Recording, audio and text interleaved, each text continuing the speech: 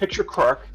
He's freshly single after a bad breakup with Sakashima, and he found himself at the intersection of chaos and ambition. And it was there that a thumbless fool met doom.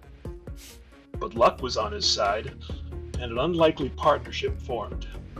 So, this is how we come to find Tevesh Szat, Doom of Fools, partnering with a lowly thumbless goblin named Krark. And they kind of complement each other in interesting ways. The chaos and the sacrifice are all building towards something powerful and ambitious. They just have to balance each other's darker natures or worst sides, I think, to find our way through there. Dorks. Hello and welcome to the CommanDorks. I'm Beef. I'm Taryn, and we have two new deck tech videos for you, but first, we should mention we will be adopting a new outline for deck building. Recently a few other more prominent content creators out there, like Command Zone and the Professor over at Tolarian, seem to be modifying their own deck building templates. And, since everybody else is doing it, I guess it makes sense that we should do that too, since we are a deck tech channel, mostly. The most notable changes among these is calling out to the bracket system or intended bracket that our deck falls under, along with any of the game changer cards we may or may not be running. The bracket system was announced roughly a week after we published our last two deck tech videos. So we barely missed the cutoff there, but you'll notice these changes soon enough. In this video, I will be discussing yet another partner deck, Fool Me Twice, with Tevesh Szat, Doom of Fools, and Krark the Thumbless as partner commanders. This deck does just about all the fun things a Rakdos deck can do: Aristocrats, some life gain, but also add in some spell slinging and coin flipping. But before Beef gets started, please check out that OGS Discord server. We're always itching to play some Commander with new folks around. Link for that will be in the video description. Also, take a second to hit that thumbs up button and subscribe if you haven't yet. But yeah, without further ado, Beef, how many coins are you going to flip in a single turn? At least one. The commanders for this deck are Krark the Thumbless, who is a 2/2 legendary goblin wizard for 1 and a red, with whenever you cast an instant or sorcery spell, flip a coin. If you lose the flip, return that spell to its owner's hand. If you win the flip, copy that spell. You may choose new targets for the copy. And then the partner is the Planeswalker, legendary Planeswalker, Tevesh Szat, Doom of Fools. He has a +2 ability that says create 2/0/1 black Thrall creature tokens. His +1 ability says you may sacrifice another creature or planeswalker. If you do, draw 2 cards, then draw another card if the sacrificed permanent was a commander. And finally, -10, gain control of all commanders. Put all commanders from the command zone on the battlefield under your control. Hey, I'm the theft deck. So there's a little bit of theft in there at the end. Not really what this deck is going for, but it's possible. Anything's possible. So this deck, the intended bracket is 3, and I think we've gotten there. There are 0 game changers in this deck, so nothing that's on the official game changers list as it currently stands. That I'm sure will change as we go forward. There'll probably be some alterations to that, but currently no game changers on this list. But I am running 4 tutors in the deck. 2 are classic true tutors in Diabolic Intent, which is you have to sacrifice a creature in order to tutor. Moonsilver Key is a selective one that can either get you a basic land or an artifact that makes mana. So that's going to be getting a specific piece. And another one, Lagomos Hand of Hatred, can tap to tutor, but only if 5 creatures have died this turn. So it's some hoops to go through, but potentially can get me something if I need to. But as far as piloting, I guess just to kind of dive into how this deck functions. The early game, we're really just trying to build up value and establish ourselves on the board. We're going to get some pieces out that are going to help synergize with Krark and enable him to copy more efficiently and more effectively, and potentially extra times. before we get Krark out and start generating further value by sacrificing tokens and drawing additional cards. All the while dealing with threats and trying to keep our board presence ever growing. There is a point, however, that Krark's chaos can be more trouble than it's worth, so we have to know when the right time is to remove him to guarantee that our key spells can go through. And that's also part of the benefit of running Tevesh Szat, is that he can take Krark off the board when I need to make sure that my spell goes through. And that can be pretty important for some of our game finishing options. Jump into the game plan a little bit here by listing a few value engines that I'm hoping to see in my opening hand that can really set me off with a good start. The first one I'll mention, probably surprising no one, is Krark's Thumb. Obviously, if I want to have successful spell copying, then it helps if I'm flipping twice and picking the better result. So that's pretty fantastic. If we can help it, we don't want to spend mana on a spell that doesn't resolve. That's kind of a bummer. So definitely getting his thumb out there can help make that happen. Another piece that's similar is Harmonic Prodigy. Is a human wizard for 1 and a red that has prowess. So whenever you cast a non-creature spell, the creature's going to get +1/+1 till end of turn. But it also says if an ability of a shaman or another wizard you control triggers, that ability triggers an additional time. So effectively, if Krark triggers, it's like I have 2 Krarks triggering. So it's giving me the Sakashima-esque quality of having more than 1 Krark, even though this particular deck is not making multiple Krarks like a blue version would. Cursed Recording, I'll mention, is a artifact from the Deathmourn set that for 2 and 2 red, it's an artifact that says whenever you cast an instant or sorcery spell, put a time counter on Cursed Recording, and if there are 7 or more counters on it, remove those counters, and it deals 20 damage to you. And it's got an ability of tap. When you cast your next instant or sorcery spell this turn, copy that spell. You may choose new targets for the copy. Oh. So I like this because it can guarantee that I'm getting copies of my spells, even when Krark is throwing some challenges into the mix with his chaos. And I'm running a number of different pieces that I'll get to in the targeted removal section that are destroying target artifact. And so knowing that I can just destroy my own artifact to save myself from the damage pretty easily, or in some cases, I believe I also have some ways to sacrifice artifacts. So things like that, I know that I'm going to be able to get it off the board before it hurts me, but getting those guaranteed copies is very strong, especially if I happen to also have twinning staff, that whenever a spell is copied, you copy it again. So it just kind of does the job of Krark for me, and I don't even necessarily have to have Krark on the board to get those extra spell values. A couple more pieces that I'll mention here that are a little bit different. Priest of Forgotten Gods is a really strong piece that hits on a bunch of different areas. It's very appropriate because obviously Tevesh makes 2 tokens, and so a creature like Priest of Forgotten Gods for 1 and a black that taps to sacrifice 2 other creatures, and then any number of target players each lose 2 life and sacrifice a creature, then I get 2 black mana and draw a card. Yeah, it's a mana dork, it's a sacrifice outlet, it's card draw, it's forcing my opponents to remove their creatures. Very strong piece that I'm glad to see. And then the last one I'll just mention that also is a big value engine that goes nicely with Tevesh Szat is Mad Hatter. It's a goblin for 3 and a red. Whenever you draw your second spell each turn, so not even just your turn, each turn, create 2 1/1 black rat creature tokens. So again, just another great token builder. And a lot of the spells that I'm running in this deck also have an additional cost of sacrifice a creature. So knowing that I've got a wide board state is beneficial to that, as well as our end game strategy that we'll get to in a little bit. Ramp, got a lot of pieces here I can go through pretty quickly for ramp.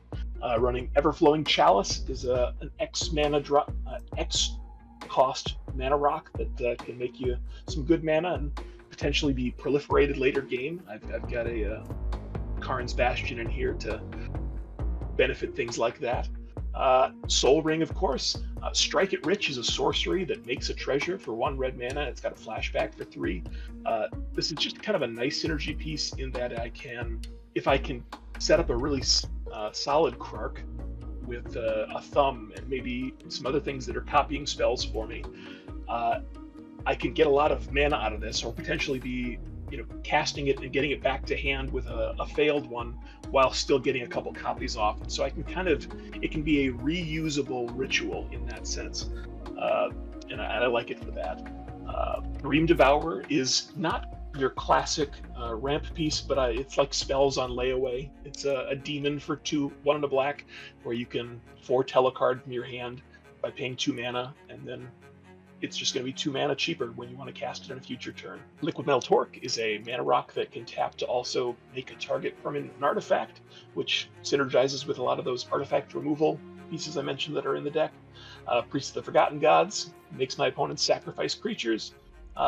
Tavern Scoundrel is effectively a ramp piece in that he makes me treasures whenever I win a coin flip, and he's also got an ability to sacrifice a creature and flip coins.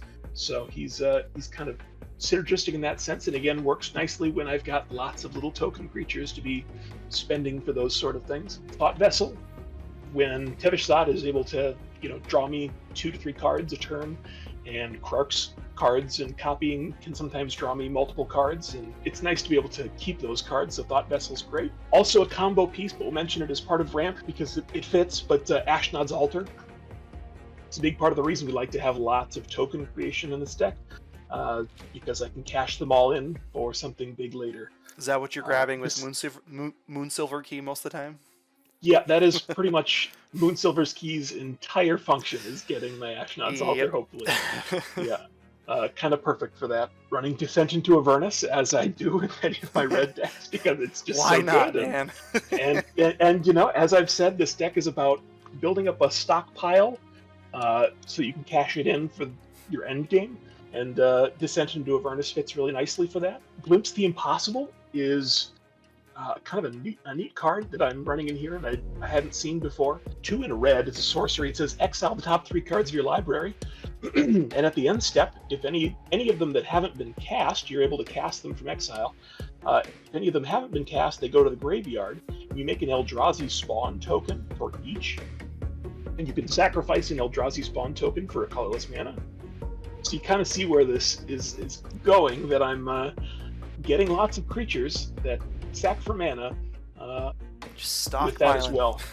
Stockpiling. It's all about getting, I think Tevesh would refer to it as livestock. You gotta have livestock around for lean times. And the lean times will arrive eventually. Junkyard Genius is a fun piece that when it enters, it makes a Power Stone token. And then his other ability is kind of nice as well, that I can sacrifice an artifact or a creature, and then all of my creatures get +1/+0 and Menace until end of turn. So when I've got a really wide board with all these tokens, that in itself can be potentially a way for me to get that little bit of extra damage in. And I can use that ability more than once. It's not even a tap ability, so you can pump your creatures, nice, +1 multiple times if you can pay for it.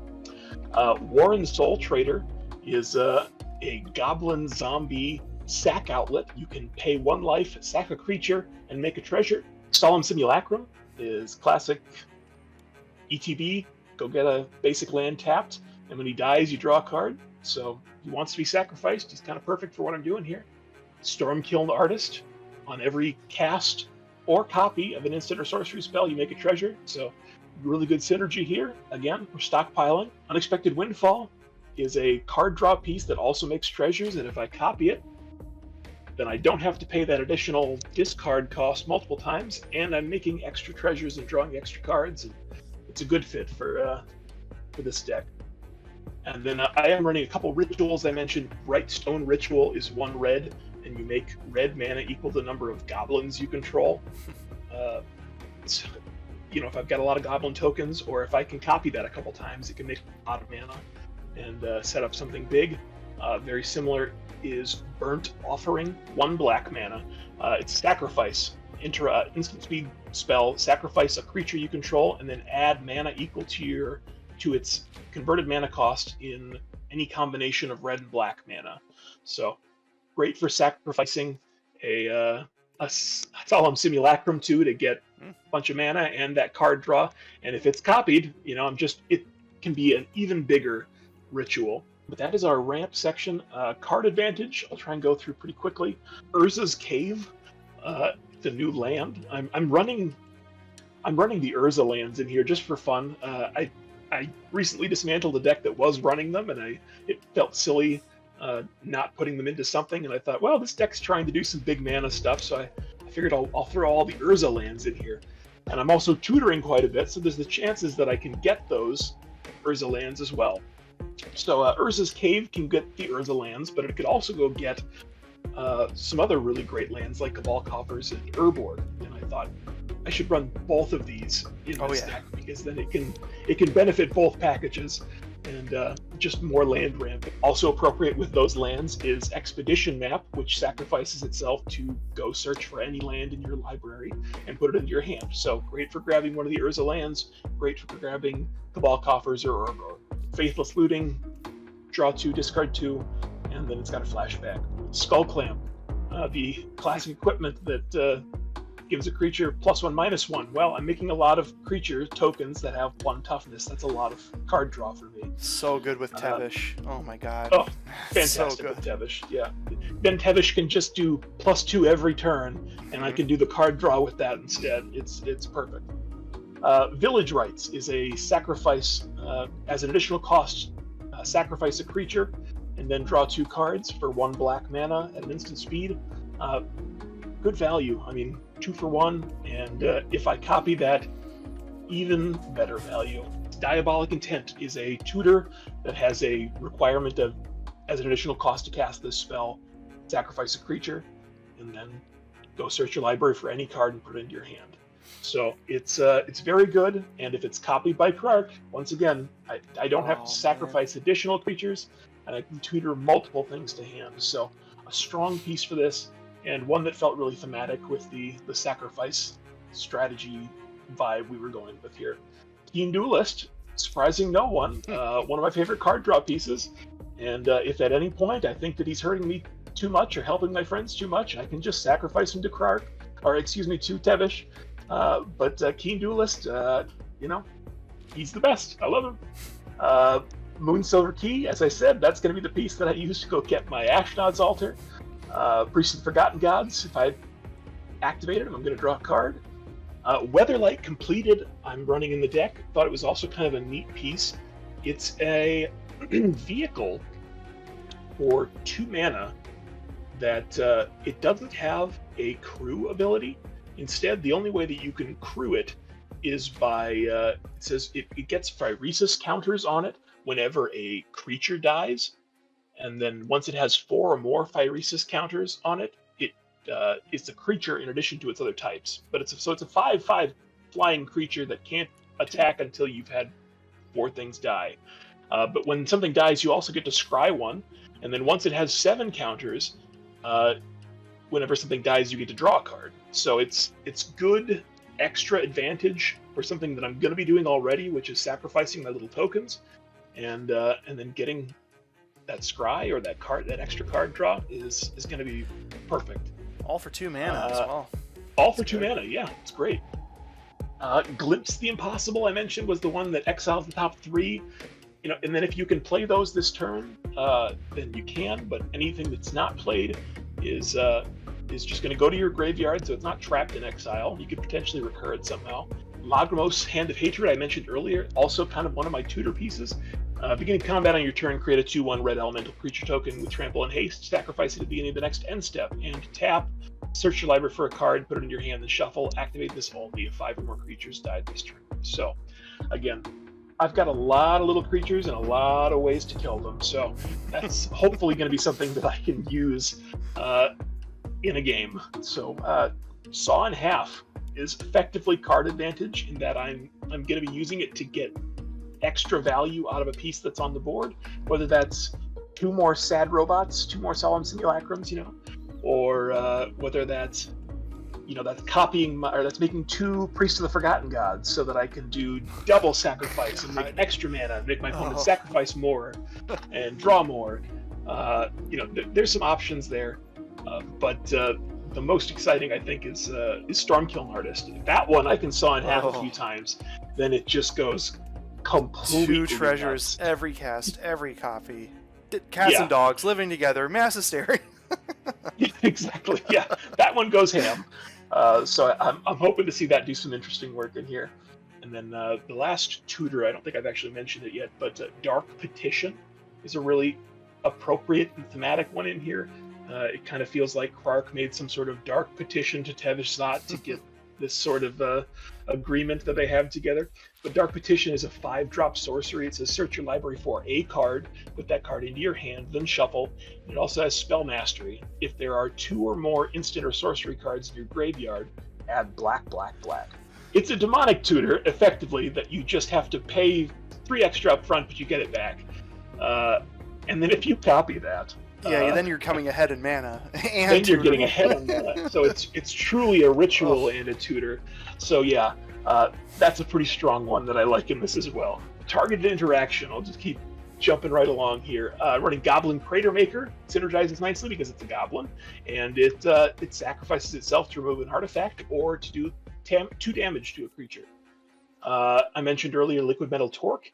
I'm running several pieces of artifact removal, so that can target things with my targeted interaction and make them artifacts so they can be removed.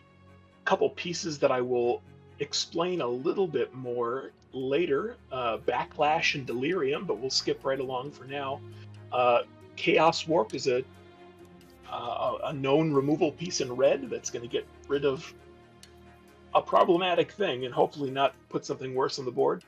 A piece that I'm very proud of running in the deck because I chose to run it out of as an homage to our lone Patreon patron Crash. I found that there is a spell named Crash, so I went and found a foil copy of it, and I wanted to find a deck that I could run it in, and so that's part of the reason why this deck is running a bunch of artifact hate, was because I wanted it to synergize well enough to be able to use Crash in this deck. So Crash, you may sacrifice a mountain instead of paying Crash's mana cost, so that's pretty awesome that I can do that at instant speed, even when I'm tapped out, to get rid of the worst problem. Alright, so that was Crash, and then the next one is Mog Salvage, which is really similar. It's got another thing. It also says, if an opponent controls an island and you control a mountain, you may cast the spell without paying its mana cost. So just like Crash, it's another instant speed artifact removal piece that I could snap off and try and remove something problematic at the right moment. And these artifact removal pieces will also make a little bit more sense when I explain one of the combos, but we'll get to that in a little bit. Also, in the same vein as Crash and Mog Salvage is a creature from the Fallout cards. Powder Ganger is a human rogue for 2 and a red. He's a 2/2 with Squad 2, so you can pay 2 mana any number of times as you're casting it to make additional copies of Powder Ganger. When he enters the battlefield, destroy up to 1 target artifact. So, one of my hopes is at some point to go to cast my Powder Ganger, and then with Ashnod's Altar just sacrifice all my little tokens and just keep making extra copies of the Powder Ganger to destroy more and more things. Yeah, we'll circle back to that. Saw in Half is technically targeted interaction. If I was getting attacked by something huge, I could blow it up and give them 2 of it, but I don't think I'm going to be doing that. So yeah, maybe targeted interaction if someone were targeting my thing and I used it to save the thing, I guess, but that's more protection. That's a thing. Another targeted interaction piece, the Cut Half of Cut to Ribbons. Cut to Ribbons is a sorcery with an aftermath. A second half you can cast from the graveyard, I think. The Cut Half you can cast for 1 and a red, deals 4 damage to target creature. Sorcery. So, solid removal piece. That's something that could get copied by Krark. Fodder Launch is another great thematic piece that I've got in this deck. It's a tribal sorcery for 3 and a black. It's a tribal sorcery goblin. Does as an additional cost to play Fodder Launch, sacrifice a goblin. So that was part of my reason behind trying to fit some additional goblins into this deck. And it says target creature gets -5/-5 until end of turn. Fodder Launch deals 5 damage to that creature's controller. So that's a lot, honestly. Yeah. A -5/-5 is solid. That's a good removal for a lot of options. But that 5 damage is great. And what I was really excited about and wanted to run this for was because getting copies of that is so good. Like, you're killing multiple creatures and you're hitting their owners for 5 damage for every single copy. Like, that's a fun one if you can pull that off. Plus, being required to sacrifice a goblin for it means that I can even use it in a pinch to get my Krark off the board before I do something else if I need to. Let's see. So another one very similar to Fodder Launch is Launch Party. This one's an instant from Return to Ravnica. As an additional cost to cast Launch Party, sacrifice a creature. So not just a goblin this time, any creature. And this one says destroy target creature. Its controller loses 2 life. So a little less life to the opponent, but guaranteed destruction, and it's an instant speed. So it synergized pretty nicely, and it's another one that if I can, I would love to try and cast it when I can get the benefit of a few copies from Krark. And then the last piece that's also targeted interaction effectively is Szat's Will, an instant for 4 and a black. It says choose 1 if you control a commander. As you cast the spell, choose both. So for the most part, I'm probably going to be choosing both. But the first one is each opponent sacrifices a creature they control with the greatest power. So some great removal, edict style. And then the other one, exile all cards from all opponents' graveyards. Then create X01 black thrall creature tokens, where X is the greatest power among creatures exiled this way. So it's making tokens, making a big pile of tokens for me. It fits really nicely with everything we're trying to do here, and it helps to control our opponents when we need to find a way to do so. Mass Disruption, got a few pieces here, several of which have already been mentioned, but Priest of Forgotten Gods, forced repeatable sacrifice. You know, that's effectively disrupting my opponents, making them sacrifice things pretty frequently. Sardian Avenger is another cool goblin for 1 and a red. When he attacks, he gets +X+O, where X is the number of artifacts that your opponents control. Jeez. So the total number of artifacts that all 3 of your opponents have accumulated. If somebody thinks they're going to get cheeky with treasures, I mean, this thing puts a beat down on you. And the second ability, especially, because I haven't mentioned it yet, specifically, whenever an artifact an opponent controls is put into a graveyard from the battlefield, he deals 1 damage to that player. So it's not going to hurt me, it's just only going to hurt you. So he's pretty great in here. I said Descent into Avernus, obviously. That's really beneficial in this, dropping the life total so that I can finish off my opponents with a big game winner. I'm also running Karn the Great Creator, which might give a hint to anyone who knows Karn well, what else is also in the deck, but he says that opponents can't activate artifacts. So because I run Karn the Great Creator, I'm also running Mycosynth Lattice, which makes all permanents artifacts. So it's kind of a soft lock that just prevents our opponents from playing the game. But that's the moment when I would really hard lock. There are potentially ways that somebody can get out of it. So from what I understand, that's technically a soft lock, even though it feels pretty hard. Yeah. But that's the moment when I want to see Powder Ganger in my hand with an Action Odds Altar on the board and a lot of tokens, so that I can just blow up everything. Goodbye to all your lands. Then you don't have to feel bad about scooping to me at that point. No, it's not intentionally going to be used for land destruction. At that point, if you've locked them down, it's pretty much game over. But that's the idea, is that something like Mycosynth Lattice can turn all of my artifact destruction into targeted permanent destruction. So pretty useful. Recursion, pretty short list here. I'm running a Mirror Retriever, which returns an artifact from my graveyard to my hand when it dies. Alesha, who laughs at fate, reanimates a creature with lesser or equal power on my end step if I attack this turn, and when it attacks, it gets a +1/+1 counter, so you can get some pieces back as the game goes on. Trash for Treasure is a sorcery that you have to sacrifice an artifact to recur an artifact. Could be good for getting Krark's thumb back, could be good for getting rid of the cursed recording, could be good for getting a combo piece back that I need to win the game. And then the last piece is Dread Return. It's a creature recursion sorcery for 2 and 2 black, and it's also got flashback, but the flashback cost is sacrifice 3 creatures. So again, really appropriate when I'm going wide with my tokens in this deck. Protection pieces, this is the shortest one. I'll go a little bit more detail on a couple pieces I mentioned earlier. Backlash. Backlash says tap target untapped creature. That creature deals damage equal to its power to its controller.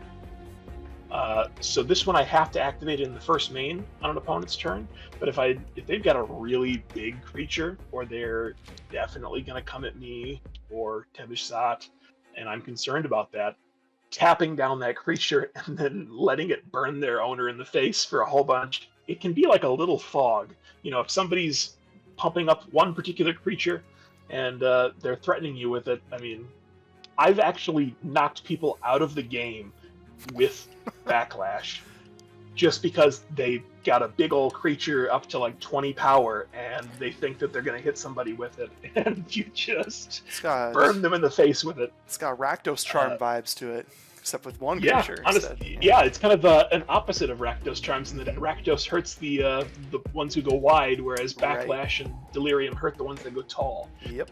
And Delirium, very similar in the same way, only this one I can wait until until they choose to attack me, and so I'll explain it here. It's also for 1, a black and a red for an instant speed spell. It says play only on a target opponent's turn. Tap target creature that player controls. That creature deals to the player an amount of damage equal to its power, so just like Backlash, and then this creature neither deals nor receives combat damage this turn. So in this way, that one's actually really a fog. I can really wait until they attack me, and then I punish them for attacking me. And potentially, again with both of these, if Krark's out, it might be something where I can punish them several times, and maybe even just knock somebody out of the game, depending on how big that creature happens to be. So that's kind of a couple fun pieces that I'm enjoying running in here. And then also I did mention Saw in Half sort of can protect something of mine by making it into 2 things. Mana base, 13 mountains, 11 swamps, 3 that tap for both, an Urborg, a Cabal Coffers. I'm running the 4 Urza lands, including Cave. I'm running 1 MDFC in Zoth Consumption. Each one loses 4 life and you gain 4 life. Not a whole lot, but if I manage to copy that once or twice, then 12, 8, that can be nothing to sneeze at. That can really kind of put me back if I'm taking a lot of damage too. As far as miscellaneous goes, I thought I would just maybe list off a few of my body generators that'll help keep my board well stocked, and because I'm going very wide, obviously. As I said, the tokens can act as blockers, they can be sacked for card draw with Tevesh, they can be sacrifice fodder for other spells when they require it, and most importantly, their potential mana when paired with Ashnod's Altar or Warren's Soul Trader. So the body generators that I'm running here, I'm running 3 that are sorceries. We're running Dragon Fodder for 2 mana, a sorcery that makes 2 red goblin creatures. So great. These sorceries are perfect for using with Krark on the board to try and get the extra value and try and make extra copies. Failing is not that big a deal because the success is that much better to get extras. The next one, Hordling Outburst for 3 mana. It makes 3 1/1 red goblin creature tokens. And then Goblin Rally for 3 and 2 red makes 4 1/1 red goblin creature tokens. A few others here include Loyal Apprentice, which if you control a commander, it's going to make a Thopter on your combat every turn. Goblin Trap Runner is a goblin that when it attacks, you flip 3 coins, and for every coin flip you win, you make a tapped 1/1 goblin that's tapped and attacking. Mad Ratter, I mentioned, making tokens when you draw your second card each turn, making 2 rats. 9 Lives Familiar is a cat that if you cast it from your hand, it comes out with 8 revival counters. So every time it dies, it comes back with 1 less revival counter, but it's just a repeatable sacrifice piece. That's pretty nice. Sling Gang Lieutenant is a goblin for 3 and a black that enters and it makes 2 goblins, and you can sack goblins to target player loses 1 life and you gain 1 life. Yeah. So that's nice for that as well. And as well as Ogre Chitterlord. When it enters or attacks, you create 2 1/1 black rat creature tokens with this creature can't block. And then if you have more than 5 or more rats, the rats you get +2/+0 until end of turn. Synergies and combos.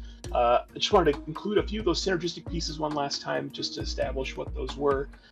Harmonic Prodigy, Krark's Thumb, Twinning Staff, Cursed Recording. And then I considered Zoth Consumption to be kind of synergistic, but not a full win condition, but that it's kind of getting me along that path.